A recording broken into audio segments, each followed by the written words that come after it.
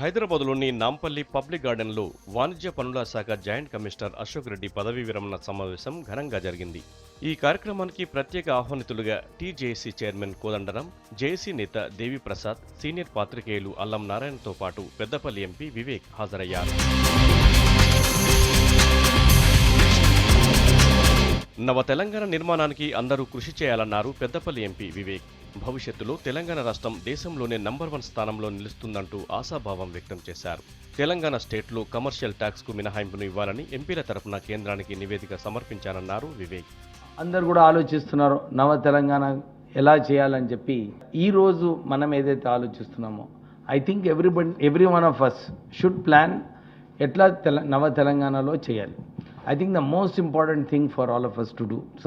కొందరు ఇప్పుడే సజెస్ట్ చేసినారు మనం అందరం కూడా 2 గంటలు ఎక్కువ పని చేయాలి, కానీ లక్ష్మణ్ గారు చెప్పినారు క్వాలిటీ వర్క్ ఉండాలి, నో యూజ్ ఆఫ్ వర్కింగ్ అని.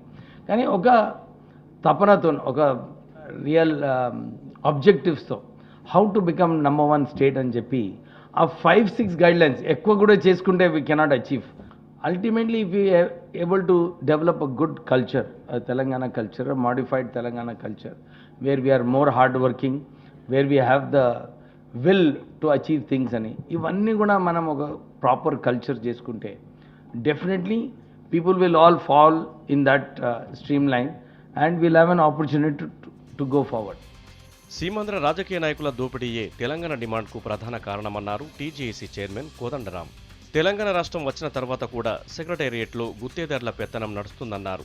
ఇవాళ ఆప్షన్ ప్రశ్న ఇంత కీలకంగా ఎందుకు చర్చ జరుగుతున్నదంటే మళ్ళా గదే పెత్తనం గుత్తాధిపత్యం ఆఫీస్లో ఉంటే ఎట్లా, అది తెలంగాణ ప్రజలకు అనుకూలంగా ఈ అధికారం నడవకపోతే ఎట్లా అనేది ప్రశ్న.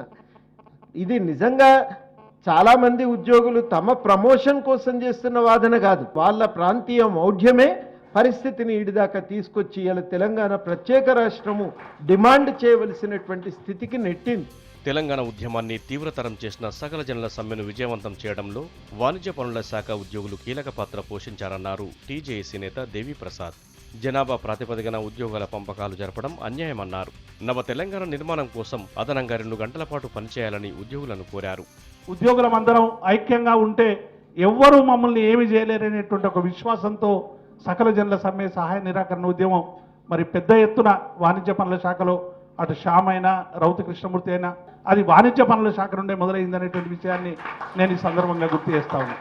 మంత్రులు ఇక్కడొకటి మాట్లాడుతున్నారు, కేంద్ర మంత్రులు తెలంగాణలో ఏమో ఆప్షన్లు ఉన్నాయంటారు, ఆంధ్రకు పోయిన తర్వాత ఆప్షన్లు ఉంటాయని చెప్తూ రకరకాలుగా ఇవాళ ఉద్యోగుల మధ్య ఒక రకమైనటువంటి ఆందోళన కలిగించేటువంటి పనులు చేస్తూ ఉన్నారు.